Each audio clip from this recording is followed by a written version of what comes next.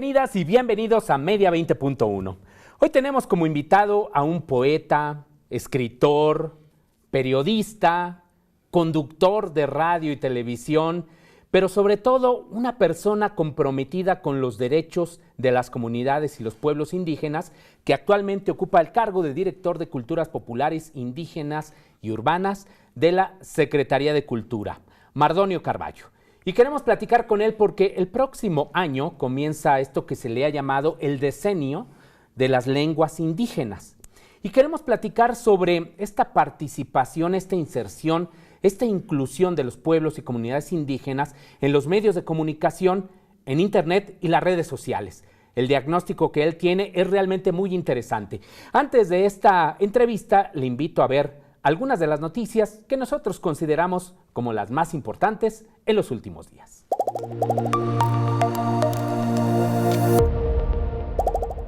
En los últimos días se dieron a conocer dos videos en donde aparece David León, exdirector de Protección Civil, dando dinero a Pío López Obrador, hermano del presidente Andrés Manuel López Obrador. Supuestamente el dinero sirvió para financiar actos de Morena en el estado de Chiapas en el año 2015. Entonces, se la voy a descontar. Sí, te voy a deber 30 porque no me alcanzó. ¿Ya no te alcanzó? Bueno, espérame. Pero si yo me iba ahorita a Puebla mañana, puta, y no tengo colgado toda la semana. Al respecto, la Unidad de Inteligencia Financiera señaló que investigará a los implicados en este video y que no habrá tratos preferenciales para el hermano del presidente. De esta manera, en el ámbito mediático, se intensifica la filtración de videos, con todos los intereses que están en juego en vísperas del próximo proceso electoral. Juan Carlos Moreno Ochoa, el Arri, fue sentenciado a 50 años de prisión por su participación en el asesinato de la periodista Miroslava Bridge Belducea en marzo del 2017. En la sentencia se determinó que Miroslava sí fue asesinada por su trabajo periodístico. El gremio periodístico reconoció el fallo, no obstante aún queda pendiente que se ejecute la orden de aprehensión contra Jaciel N., otro de los autores materiales, así como la investigación en contra de los autores intelectuales y esclarecer el posible involucramiento de funcionarios del actual gobierno de Chihuahua. La Secretaría de la Función Pública inhabilitó a la editorial de la revista Nexos por un plazo de 2 años, con lo que no podrá celebrar contratos de publicidad oficial con ninguna dependencia del gobierno. La decisión se debe a que la editorial violó la ley de adquisiciones al presentar información falsa para poder hacerse de una campaña de publicidad oficial del IMSS en 2018. Héctor Aguilar Camín, director de Nexos, señaló que desde su punto de vista, la decisión es un ataque a la libertad de expresión. No obstante, el gobierno federal precisó que la revista puede continuar publicando libremente, solo que ya no tendrá financiamiento del Estado.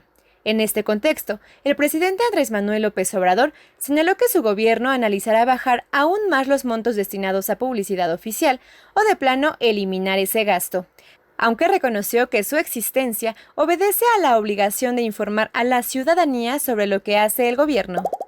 Vamos a analizarlo, no lo descartemos. Pero yo soy partidario que si se destina una cantidad para garantizar el derecho a informar, pues tiene una justificación. Además, el pueblo tiene que estar informado y esa es la función de los medios. El académico John Ackerman anunció en redes sociales que ya no colaborará con la revista Proceso. El columnista indicó que la revista decidió prescindir de sus colaboraciones, así como las del escritor Fabricio Mejía y del caricaturista Rocha. Ackerman dijo que ofreció a la revista continuar escribiendo de manera gratuita, pero que fue rechazado, decisión que atribuyó a intereses políticos.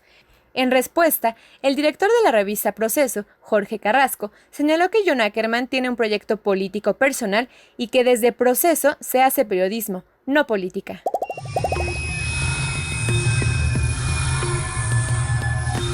Las plumas de la serpiente, con Mardonio Carballo.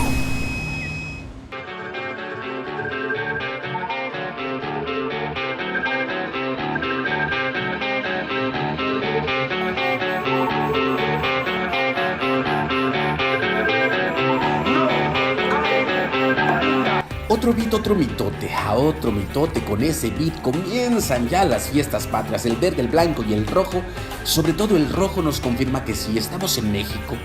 Pero ¿a cuál México pertenece usted? México, son muchos Méxicos. ¿A cuál pertenece usted? ¿Con qué héroe patrio hace empatía usted? Yo prefiero a las patronas, a las mujeres de Cherán que defienden sus bosques, el de los defensores de derechos humanos, el de las y los periodistas, y no tanto con los héroes del pasado, porque para ser honestos, a nosotros, integrantes de pueblos originarios, ni la independencia ni la revolución nos han hecho justicia, sino todo lo contrario. Pero ahí vamos organizándonos, diciendo que otro México es posible, diciendo que se puede bailar a otro beat, diciendo que se puede hacer mitote desde otros lados y bailando lo llevamos a cabo. Repensar México en su mes patrio, desde la profundidad de su canto, de su encanto, de sus otros pasos de baile, que viva el mitote, que no es otra cosa que baile. Qué bueno que sigue en Media 20.1. Mardonio Carballo, bienvenido. Querido Gabriel, ¿cómo estás? Bienvenido a TV UNAM. Muchísimas gracias. Tlaxcamati, Niyolpaqui Pampa, Huelin, Timosani, Loan, Pagni, Hueyitlamachtiancali, Pagni, Huejcatepoztlactoli. ¿Cómo estás, Gabriel? Qué maravilla que podamos coincidir en esta casa de todos, la Universidad Nacional Autónoma de México, a través de TV UNAM. Así es. Y fíjate que antes de, como tú te habrás dado cuenta, antes de presentarte ya en esta introducción, transmitimos un pequeño fragmento de una sección que ya cuántos años tienes en el programa de Carmen Aristegui, Las plumas de la serpiente. 15 años. 15 años llevamos de ese espacio que justo tiene que ver con este tema al cual me has invitado ahorita a desarrollar con respecto de qué pasa en los medios de comunicación con los pueblos indígenas y las lenguas indígenas, ¿no? Un día así rapidísimo envié un reclamo a W Radio para decir que no se decía dialecto, sino lengua. Y entonces, por fortuna, la conductora de ese programa no tenía un correo institucional, entonces se lo envié a Carlos Loret, a Carmen Aristegui y a Javier Solórzano. Y la que me respondió fue Carmen, diciendo, si lo hacemos tan mal, hazlo tú. Y así me saqué la rifa del guajolote, maestro. Mira, nada más. Así comenzó todo. Y ya 15 años, pero a ver, justo este es uno de los pocos espacios que existen en los medios de comunicación en los cuales se difunde pues toda la riqueza cultural que tenemos en México. ¿Por qué sucede esta circunstancia? Pues porque el racismo y la discriminación también se ve reflejada en los medios de comunicación. No pensamos siempre que somos ajenos a la discriminación o a las prácticas discriminatorias, ¿no? El racismo es una forma de discriminación y pensamos que no, que nosotros somos muy cool y que estamos súper bien y que no discriminamos, que la mujer que trabaja en las casas nuestras es como de la familia, se sienta a comer con nosotros. Estoy haciendo una caricatura, pero sí, claro. Pero efectivamente eso ocurre, ¿no? Y los medios no están exentos de ello. Es decir, 69 lenguas se hablan en México, 68 indígenas y el castellano, y solo escuchamos la lengua castellana en los medios de comunicación. Ergo, ¿qué pasa con las otras? Y no es que estemos hablando de lenguas muertas, estamos hablando de alrededor de 7,5 millones de indígenas que se reconocen hablantes de una lengua, y el número crece cuando hay autoadscripciones, ¿no? Que ya no dominan la lengua, ¿no? Hay muchos compañeros y compañeras desindigeneizados, ¿no? Y eso me parece perturbador hablar de eso, y eso me ha llevado pues un poco a entablar un diálogo con el Radio Escucha. Tuve la fortuna de que Carmen Aristegui, bueno, una de las periodistas más contundentes, importantes de nuestro país, haya abierto las puertas para que esto ocurriera. Pero no ocurre, si no es en Radio Educación, si no es en Radio UNAM, si no son en espacios como dedicados, ¿no? Prácticamente a la cultura. La radio comercial o la televisión comercial no tiene este tipo de contenidos. Entonces me parece que es importante poner ese acento. ¿Y qué tendría que ocurrir, Mardonio, para que se abrieran estos espacios? Porque siempre hay un dilema, ¿no? Por ejemplo, a los legisladores o a quienes desarrollan políticas públicas para concientizar a que es fundamental esta pluralidad y esta inclusión. Pienso que tiene que ver con un proceso de reeducación. Yo mismo tuve que impugnar una ley, la ley de telecomunicaciones que lanzó el expresidente Enrique Peña Nieto. La del 2014, ¿no? Así es. Ahí decía que los concesionarios deberían hacer uso del idioma oficial. En México no hay lengua oficial. En México hay lenguas nacionales que incluyen a las 68 lenguas indígenas. Y decía que los pueblos indígenas podrían hacer uso de su lengua allá donde están los pueblos indígenas, ¿no? Como si no estuviésemos o como para que nadie se entere, ¿no? Así es. Entonces yo mismo tuve que impugnar, llegamos a la Suprema Corte de Justicia, ganamos después de 2 años de litigio y pienso que eso nos daba cuenta de cómo se desarrollan las leyes que regulan, digamos, las prácticas sociales inclusivas en nuestro país, porque esos que hicieron esa ley eran diputados y diputadas. Sí, claro. Entonces, ¿en dónde estamos parados y bajo qué lógica se estructuran las leyes de nuestro país que atentan contra los derechos más elementales de los pueblos? Y entonces pienso que es un proceso de reeducación. Pienso que ahora, justo con el asunto del COVID y todo lo que está ocurriendo, y que los medios de comunicación se vuelven en un espacio fundamental para la transmisión de lo que se quiere decir o lo que se debe decir, es importantísimo en estos momentos que se abran los espacios a la inclusión de los pueblos indígenas para un proceso casi pedagógico, Gabriel. Pensamos que sabemos de los pueblos indígenas, pero cuando a mí me dicen, volviendo a Las Plumas de la Serpiente, dicen: Mardonio, soy tu fan, llevo 15 años escuchando Las Plumas de la Serpiente, qué maravilla que hables de los dialectos de México. Y volvemos a lo Y yo mismo. decía, bajo esa premisa fue que yo empecé a hacer Las Plumas de la Serpiente y hemos hecho más de 500 cápsulas que casi dicen cotidianamente que no se dice dialectos, que son lenguas o que son idiomas. Y entonces, si alguien que me sigue cotidianamente vuelve a incurrir en ese error lingüístico, entonces quiere decir que al proceso pedagógico le queda largo trecho, Gabriel. Vaya que sí, pero ¿qué tendríamos que hacer justo para este proceso pedagógico, Mardonio? Porque ese me parece que es uno de los grandes retos, ¿no? O sea, ¿cómo concientizar, no sé, a Emilio Azcárraga, a Ricardo Salinas Pliego, a los grandes, pues, propietarios de la radio comercial? También lo estás poniendo muy difícil, ¿no? No, ¿por qué no? Hay que pensar. No, yo sí creo. Porque los medios públicos, lo dijiste, ¿no? Sí. Más o menos, nos falta todavía mucho por hacer, pero se abren las puertas. Sí. Y es nuestra obligación. Sí, no, yo pienso que sí es importante que podamos buscar las formas de que la radio y la televisión comercial puedan. Yo incluso pensaría que los espacios destinados a las cadenas nacionales o los espacios dedicados a cosas de importancia nacional, de valor nacional, tendrían que pasar también por dar espacio a estos contenidos. Porque la televisión, la radio, el cine han jugado un papel fundamental en la creación de estereotipos, en la folclorización de los pueblos indígenas, en la romantización incluso, que también es una forma de racismo. Entonces pienso que se podría necesariamente, que se debemos, insisto, en el proceso pedagógico, los niños en las escuelas, las instituciones en sus locales, en sus inmuebles, ¿no? Los medios de comunicación, todos deberían estar abocados en eso. Pienso, los maestros de las escuelas de periodismo, las escuelas de actuación, las academias de cine, todo tendría que empezar a convertirse en ese espacio en el cual la inclusión es un deber. Porque no es que el cine esté exento de la presencia de los pueblos indígenas, ni la televisión ni la radio. El punto es cómo están representados, ¿no? Yo recuerdo que había una serie de televisión en el Canal 2 que dirigía Jorge Ortiz de Pinedo, donde salía una mujer vestida con un huipil triqui, ¿no? Y haciendo una caricatura, o la propia India María, y si nos queremos poner un poco más cultos, nos vamos a Tizoc y a María Candelaria, ¿no? Emblemas del cine nacional, que quitarnos ese tonito de que hablamos así es terrible, ¿no? Sí, y son estereotipos muy marcados, que explotó muchísimo la televisión comercial, por cierto. Así es. Entonces, y que se quedó ahí como que en la cultura colectiva, ¿no? Entonces, si eso hizo la televisión nacional y la radio nacional, para revertir eso también necesitamos el apoyo de los medios de comunicación públicos y privados, sobre todo privados, porque el que generes una condición de pensamiento tiene que ver con cómo presentas a las personas, cómo las representas y cómo a través de tu ventana, que es un espacio radioeléctrico nacional, ¿no? Propiedad de todos. Propiedad de todos, y donde merecemos los pueblos indígenas ser representados con la mayor dignidad posible.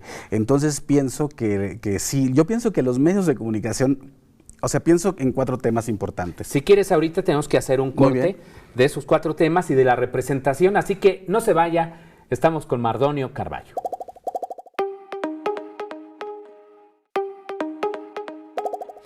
Nos da mucho gusto que continúe en Media 20.1. Recuerde que también estamos en esta plataforma MX Play, que es como una especie de Netflix de la televisión pública, y ahí encuentra también a Media 20.1. Qué maravilla. Mardonio, sí, es parte de lo que están o debemos hacer los medios públicos para estar en todas las plataformas.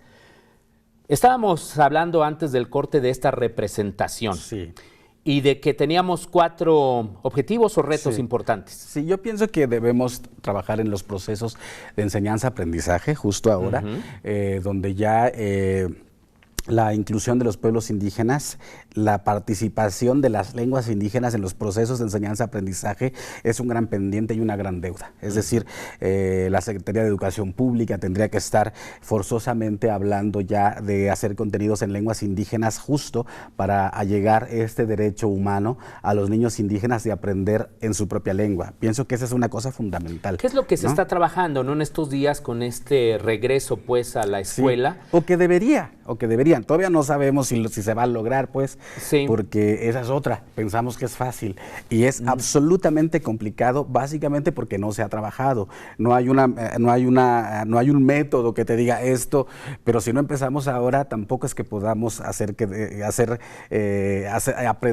de manera más rápida, ¿no? Yo creo que se tiene que empezar a hacer y que es el momento. No, y por cierto, aquí los conceptos, por ejemplo, entre una lengua y otra pueden llegar a tener significados distintos, ¿no? Absolutamente. Es lo que pasa con otras lenguas, digamos, a nivel internacional. No, y en México hay lenguas tonales que puedes decir una palabra que una pequeña variación en el tono puede significar exactamente lo contrario de lo que quieres decir. Entonces, si le quieres brindar una frase de amor a alguien, es muy probable que si lo pronuncias mal estés diciendo exactamente lo opuesto. No, pero esto que dices es fundamental porque, por ejemplo, seguimos en el punto número 1, en el proceso de enseñanza-aprendizaje, en este regreso a clases, no sé cuántas lenguas se estén utilizando, lenguas indígenas para ello, pero a lo que voy es de que cómo traducir a veces los textos que están en español a esas lenguas y de forma también totalmente adecuada. No sé si también tengamos los traductores suficientes, es que justo tendría que ocurrir al revés,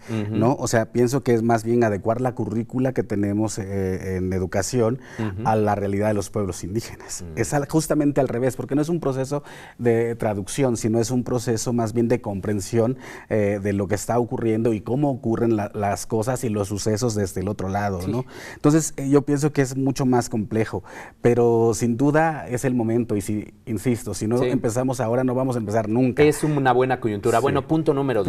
Punto número 2 pienso que es justo en el acceso a la salud, ¿no? Los pueblos indígenas tienen derecho a la salud y que también en ese sentido, en ese derecho, pues también me parece que hay una cosa que se tiene que empezar a trabajar también. Gente, o sea, ya de por sí hay gente que se muere de enfermedades curables que tiene que ver con otra situación, una infraestructura de empobrecimiento, una estructuración del empobrecimiento de los pueblos indígenas, ¿no? Entonces pienso que en estos momentos puede y se debe, porque además estamos en una coyuntura que tiene que ver con la salud, ¿no?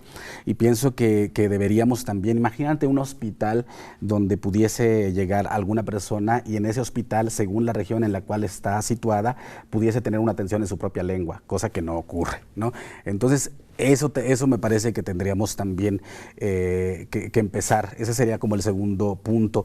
El tercer punto pienso que tiene que ver con la comprensión entre el Estado y los pueblos indígenas de lo que es la justicia, ¿no? De los sistemas normativos de los pueblos indígenas y aquello que llamamos usos y costumbres, ¿no? Como si ir a las tortillas y hacer fila no fuera un uso y costumbre de la ciudad, ¿sabes? Desde cómo se nombran las cosas, pienso que hay una situación en la cual se pone en desventaja los propios conceptos que los pueblos indígenas ya han, pero aventajado por mucho. Y la cuarta son los medios de comunicación. Los medios de comunicación, insisto, la creación del carácter nacional a partir de estereotipos y folclorizaciones y romantizaciones han jugado un papel fundamental. Incluso me parece que estamos en un momento coyuntural en el cual podemos a hacer, ¿no? Sí. Que los medios de comunicación, y no me refiero al COVID, me refiero a este gobierno, ¿no? de cuya raíz se desprende el primero los pobres, y en México los más pobres son los pueblos indígenas, invariablemente. Entonces pienso que bajo esa estructuración del discurso y de la narrativa nacional contemporánea se puede y es necesario empezar a trabajar el que los pueblos indígenas tengan su propio espacio, sus propios cuadros, hacer sus contenidos, hacer sus radios, y que puedan permear, porque justo creo que hay una cosa que me parece, o que al menos a mí me ha llevado mucho tiempo pensar, ¿no? Sí. Siempre se trabaja en el asunto, por ejemplo, de las radios comunitarias, que son intracomunitarios, ¿no? Pero poco se hace para decirle al otro, mira, hermano, de lo que te estás perdiendo. Estos pueblos, se trabaja poco para los no indígenas desde la concepción de los indígenas. Sí. Y pienso que quizá ese es un poco el logro de las plumas de la serpiente, ¿no? Porque no le habla a los pueblos indígenas, le habla al que discrimina, le habla al otro sector mayoritario de la población. Entonces, pienso que ahí es una cosa fundamental, y pienso que es el momento. Sí, y me parece que son, digamos, como dices, varias aristas, ¿no?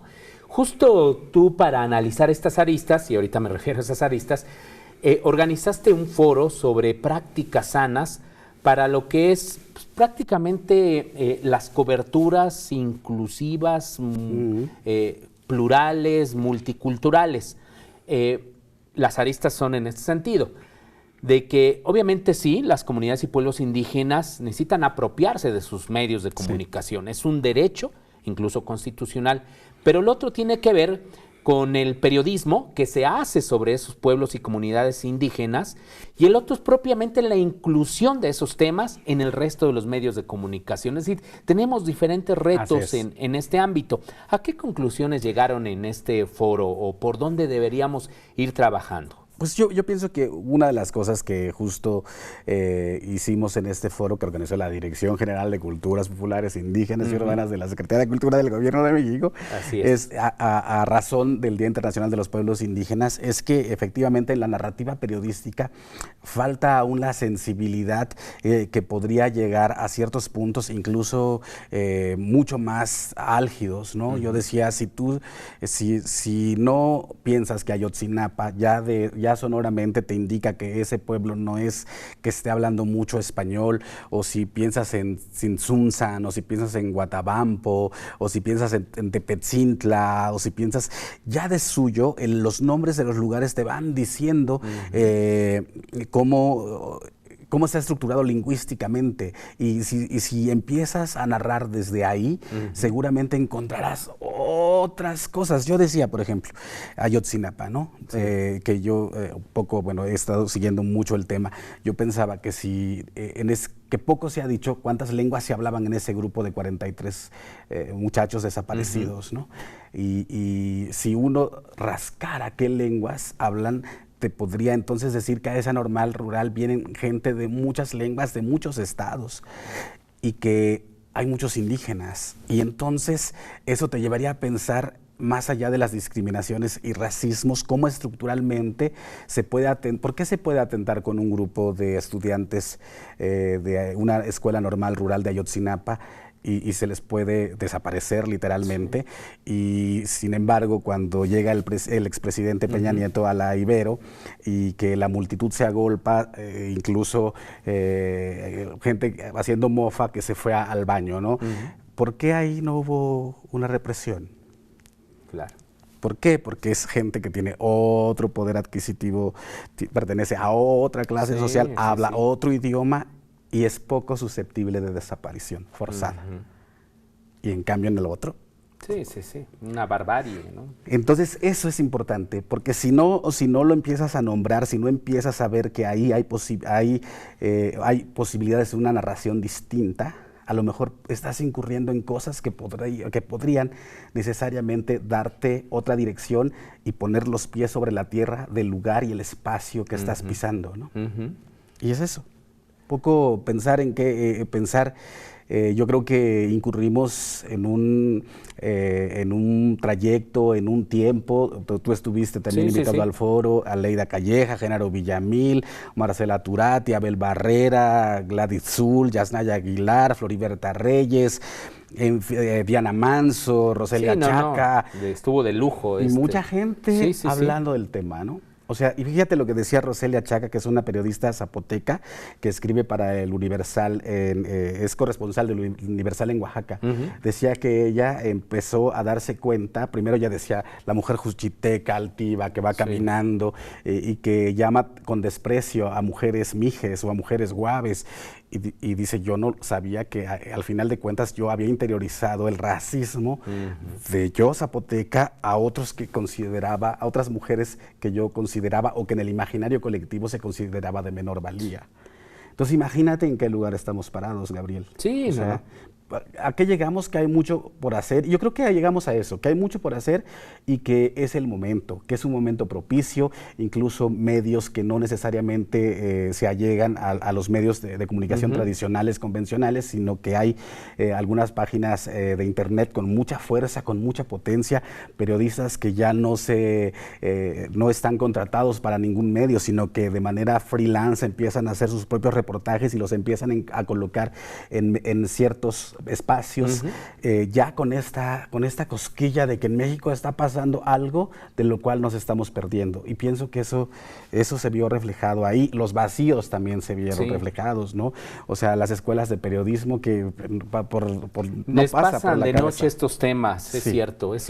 Con excepción de algunas, como la propia UNAM, o por ejemplo en la UAM, donde hay un trabajo muy intenso sobre la radio comunitaria indígena, que pues bueno, es mucho más evidentemente que las radios. Nos queda un minuto, Mardonio, pero ¿con qué te despedirías? Porque pareciera también de que las comunidades y pueblos indígenas ciertamente están muy marginadas, están muchas de ellas en poblaciones o en comunidades o en territorios, pues también muy alejados de las grandes metrópolis, pero que no están conectados, y no es cierto, también hay una enorme participación en las redes sociales, internet, hay una enorme presencia de estos pueblos y comunidades indígenas, aunque hay que reforzarlo, por supuesto. ¿Con qué me despido? Que todos estamos incluidos en una danza, en un mitote, y ese mitote baila la música universal.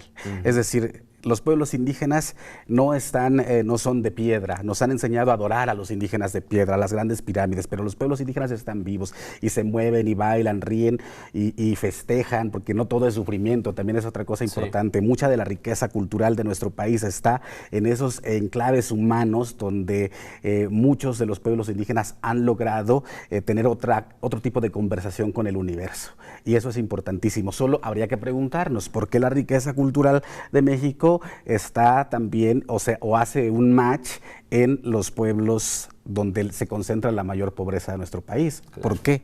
La riqueza estructural está absolutamente supeditada también a maneras de pensar y de concebir el mundo. La riqueza cultural de nuestro país está en los pueblos más pobres. ¿Por qué? Pues ahí está la pregunta. Hay que reflexionar por qué y hay que, pues justo consumir también este tipo de contenidos. Siga usted a Mardonio Carballo, a lo que está haciendo esta Dirección de Culturas Populares, Urbanas e Indígenas. Indígenas y urbanas. Indígenas y urbanas. Y también échese una miradita, una navegada, por ejemplo, a YouTube, a Internet. Empápese de lo que finalmente son pues las comunidades y pueblos indígenas de nuestro país. Hay mucho por aportar. Muchísimo. Y muchísimas gracias por aportar también a este programa, Mardonio. Gracias, querido. Muchísimas gracias a usted. Hasta la próxima semana.